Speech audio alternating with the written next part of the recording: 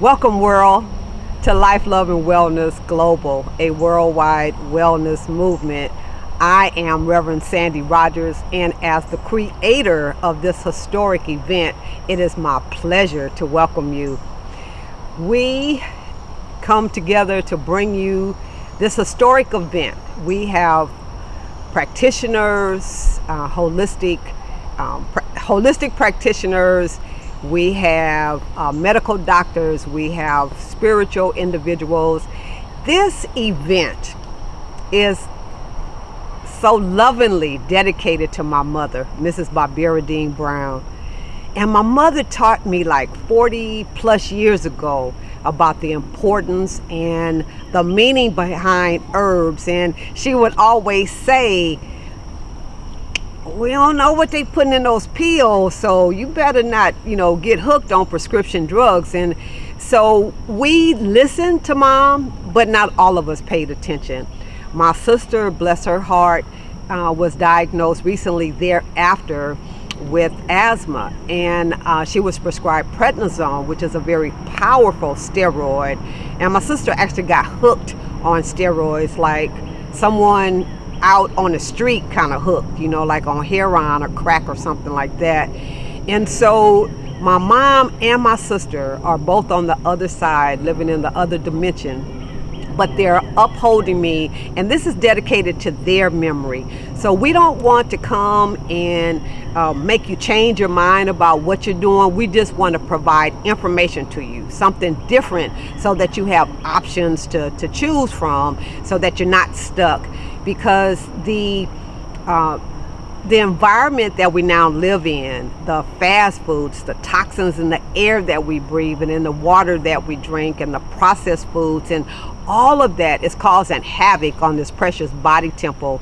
So God created our bodies to heal themselves, but they can only heal themselves when they're fed and they're nourished and they're stress-free. And so the 60 or so or more experts that we have are bringing you this worldwide wellness movement in an attempt to share their testimonies and their information with you. So we have from age 14 on up. I don't even know what the oldest age is. I think 88 or something. So you see, that's a wide range of knowledge that we're bringing you. And so we hope that you come and that you get all the knowledge that you need to affect a positive change on your life, and share this with others.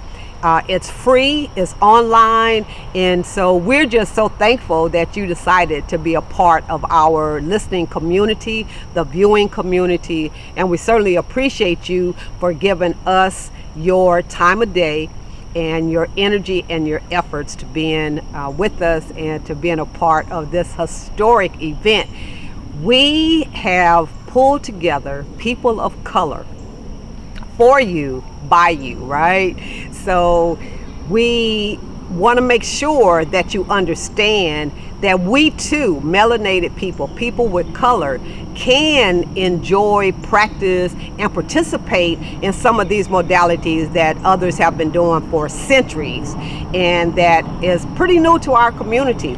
So we talk about Qigong, we talk about meditation, yoga, spiritual work from a different perspective than religion. So we talk about the spirituality aspect. We talk about abuse in the families. We talk about all kinds of subjects because we know that in our communities there are layers and layers and layers and layers of stuff that we never talk about that's causing a negative effect on our bodies and its healing process. So we address it, whatever it is, and we hope that you will benefit from the many experts that we have, and that you walk away with lots of knowledge and lots of new information, and that you become fully empowered to share information with others. So thank you for being with us. We love you and we bless you, and we look forward to doing this again. But thanks for being here with the first one. We appreciate you. Life, love, and wellness. Life, love, and wellness.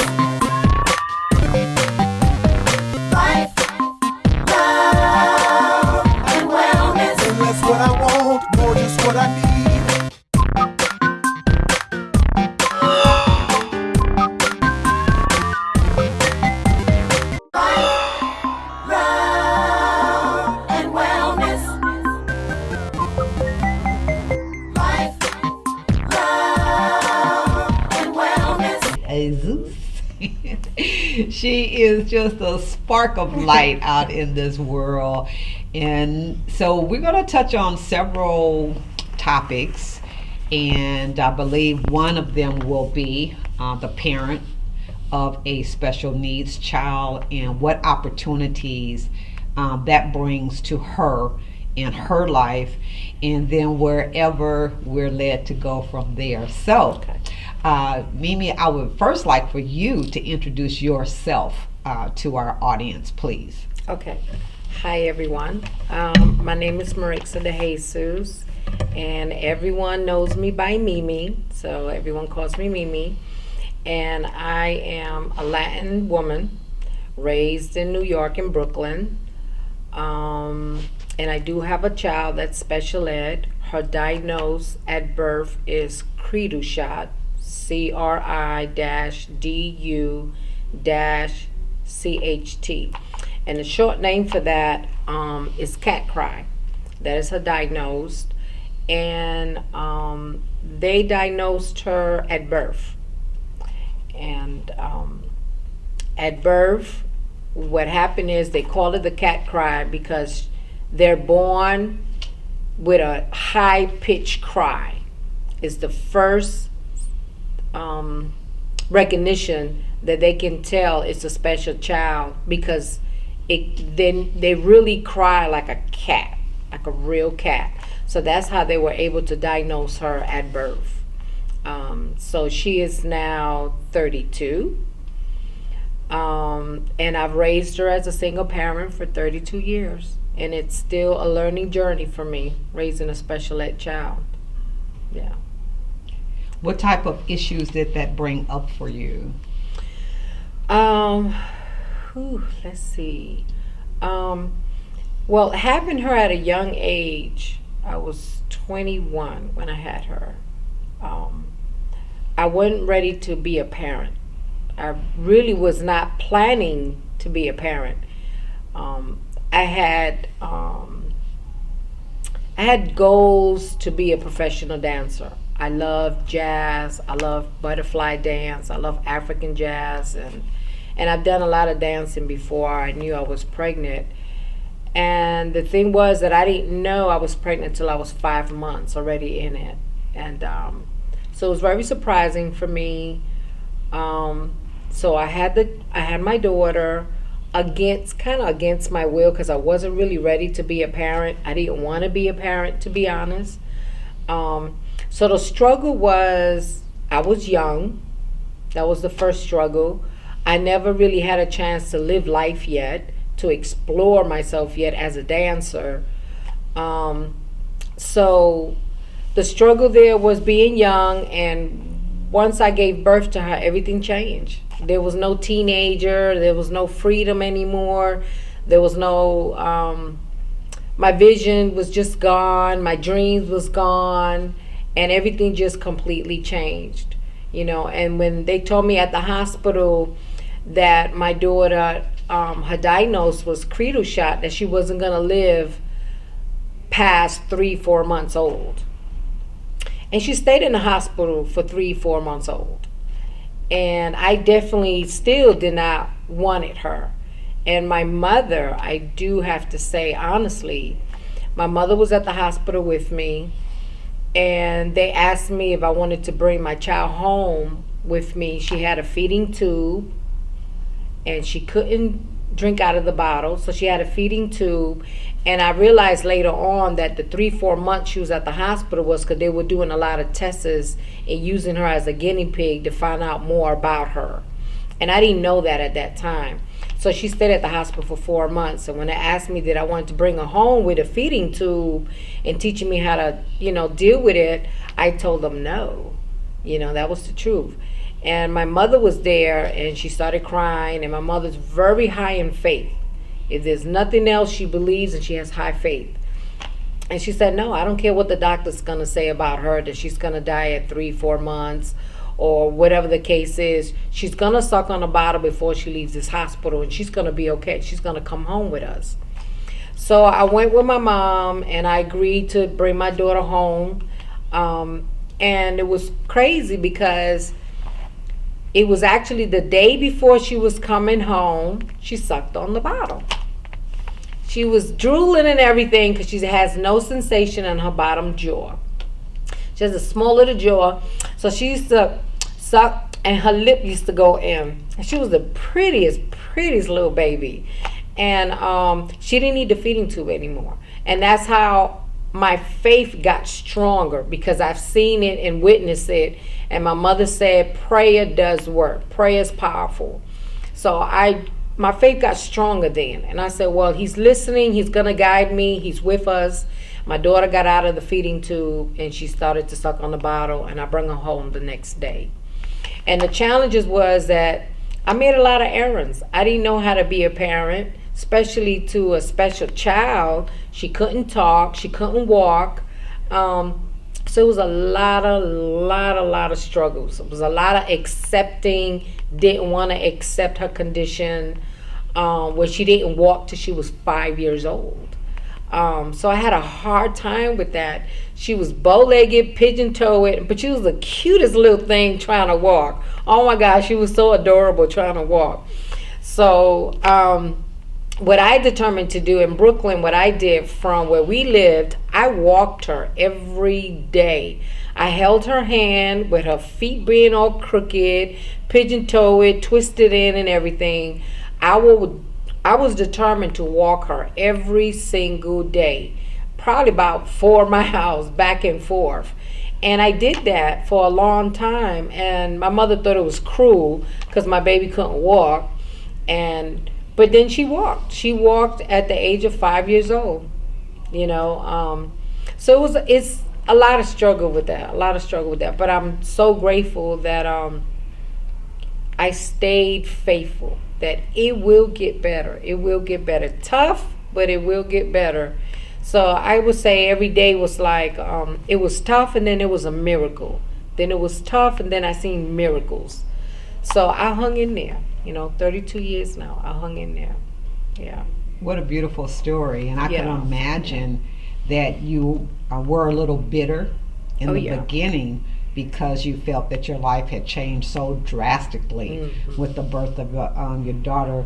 But then you became so alive as you talked about the progress that she made, especially as a little baby, and then walking her, and the condition of her body and how beautiful she was. So that's such a wonderful, wonderful story.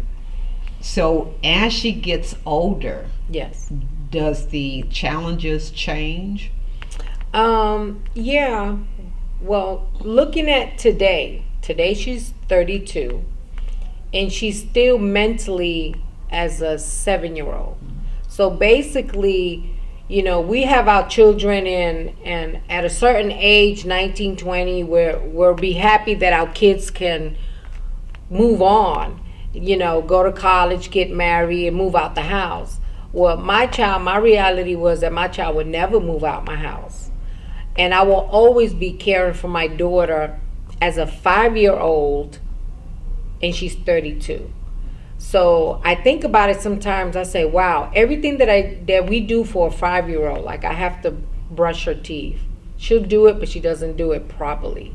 I have to do all her hygiene. I have to make sure she's clothed properly. Sometimes she wear her clothes backwards. She don't know how to tie her shoelace. She don't know how to zipper her jacket. So everything is still hands-on guidance, and it's still like she's a 5-year-old. I have to make sure I watch her when she's eating, particularly also because she doesn't have much sensation on her bottom jaw. So I have to always watch her, that she chew her food and chop her food down like she's a baby still. So there's still a lot that I do with her as a 32, but it's still a 5-year-old. And it's a lot of work. It's a lot of work. It's exhausting, very, very, very, very exhausting as a single parent still raising her by myself. But I've seen a lot of progress with her. I mean, a lot of progress. She loves to swim, so she's into swimming therapy. She loves music, so she's into music therapy. She loves to dance. She's into Zumba. She does basketball. Now she wants to learn piano, and she wants to learn to read. So I'm excited about her still growing. She's such a beautiful. She has a lot of love in her heart, and I know that comes from her mama. And she loves to take care of other kids. When she see other kids, and we are in an event, she sees other kids that are less fortunate than her on a wheelchair, and they can't talk and stuff like that, or they had a hard time walking. She always just goes right to the kids and wants to help everybody possible. And I love that about her. And it's just a lot. It's a lot. Her progress is slow, but she's learning. She's still learning. I'm still learning through her. How to be more patient, how to just know that have faith that it will get better. If she's not able to tie her shoelace today, she will one day. So that's what I always tell her. Oh, it's okay. We'll practice, and you'll do it one day. Her swimming right now, she's in swimming classes, and she used to wear a full vest to swim, but now she's wearing a little belt to swim. So mama don't know how to swim. So hopefully one day she can teach me how to swim. But her progress is slow, but it is getting better. My faith has gotten really, really stronger. My patience gotten a lot better. I have to learn to, some things I had to learn to really just kind of ignore, not get too excited, not get too upset, or sometimes I feel, what's the word I can say? Shameful sometimes. Like when you're around other people will make you feel like, they're still ignorant adults. I'll forgive children because children don't know better, but adults sometimes can be still a little ignorant and harsh. So they'll give her a certain look. But my daughter has such a strong confidence, that if she doesn't know how to climb up in the park, they have a little thing where you climb up to get on the slide, and because she still has a hard time with her feet, she'll try it. She'll get along with any kid, and she'll try it until she can't do it no more. And she said, well, I'll go to something else. And a lot of times I'll see how the parents will look. It gets a little harsh sometimes. But I've learned to just still focus that my daughter's still learning. My daughter's a special gift. She is my gift. I truly, truly, truly believe my daughter is my guardian angel. She really is my guardian angel. So it's still a journey. It's still a journey for both of us. Yeah, I believe your daughter is teaching others. Yes. Yeah. Yes. How acceptance and unconditional love. So Yes. that's incredible. Yes. And so you talk about possibly the same issues that all parents have, and in caring for your child. It's just that yours has lasted longer than most parents. Do you find it difficult to keep balance in your life? Do you take time out for yourself? Do you make sure that in order to give your daughter the best, that you're giving yourself the best first? Yeah, that's the hard part there. As a parent, we just give, and totally forget about self. So the balancing part with that, it's difficult. It's gotten better for me now, where I got myself involved in a small women's group, but basically the women's group is called Butterfly Sisters, and we're learning how we're growing, changing from a caterpillar to a blossom butterfly, and learning self-love. And all that I do for my daughter, I still have to remember what is my self-love. And my self-love, I started saying to myself is that I am a super mama. What is my strength as a super mom? What is my strength of self-love? And it's confidence. I continue to have confidence. I continue to have faith. I continue to want to share love. continue to try to educate people as much as I can, to share, the education and the love. And just continue to give myself the affirmation of self-love. Mom, you got to give yourself self-love. So it's an everyday thing. To give self-love and not get caught up always on having to give my daughter and do for my daughter and stuff like that. So it's getting a little better. Right now in my life, I am tired. As a parent, I'm really tired. I'm very exhausted, to be honest with you. But I think of, I'm going to give you an example. Last night, I have a best friend that also does butterfly dancing. And she's been my friend maybe close to 30 years in New York. She's still in New York. And her late age, she's also my age, 54. She just had a son. Her son is 10. And he's autistic.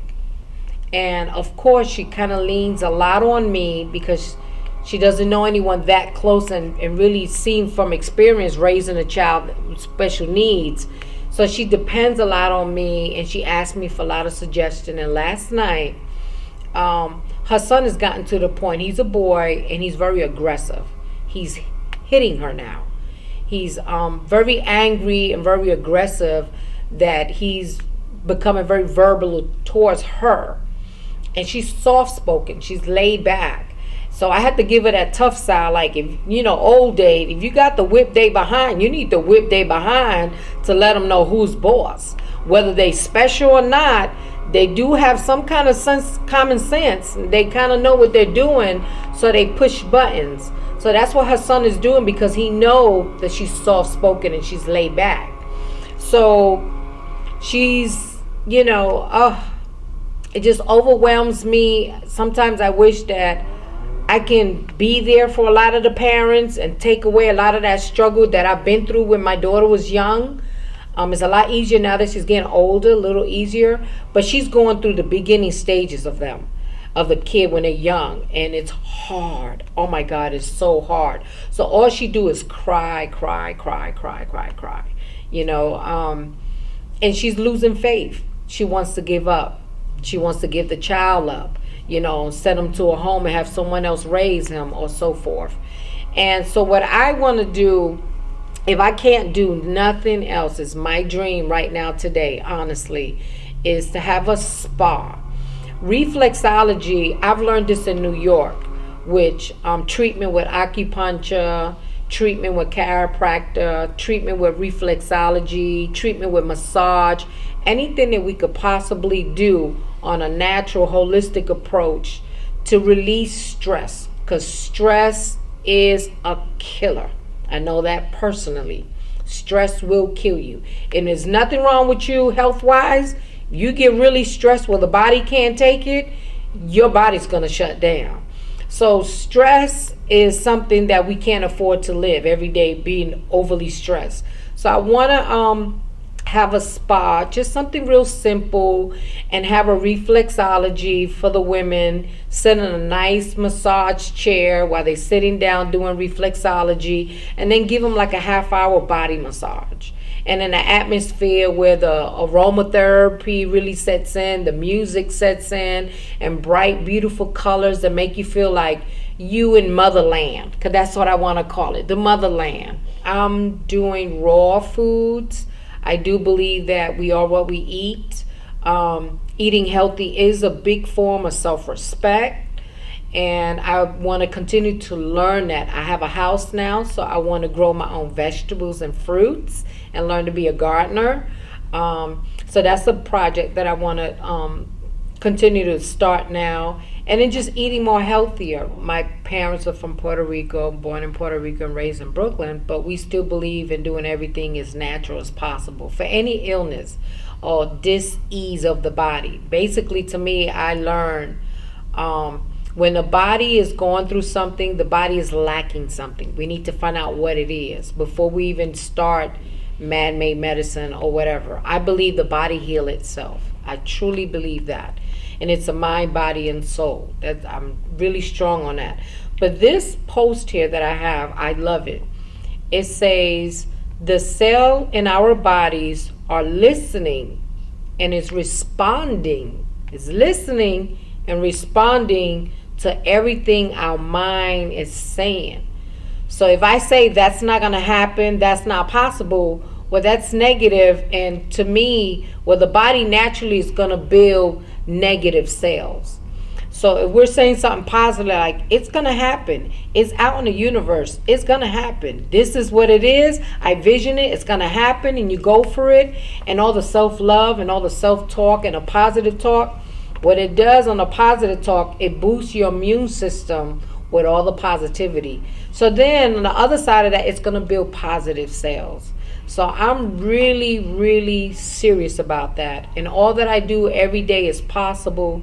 As much as I can, I try to still keep something positive going on, because I can't afford the stress to kill me. Not today.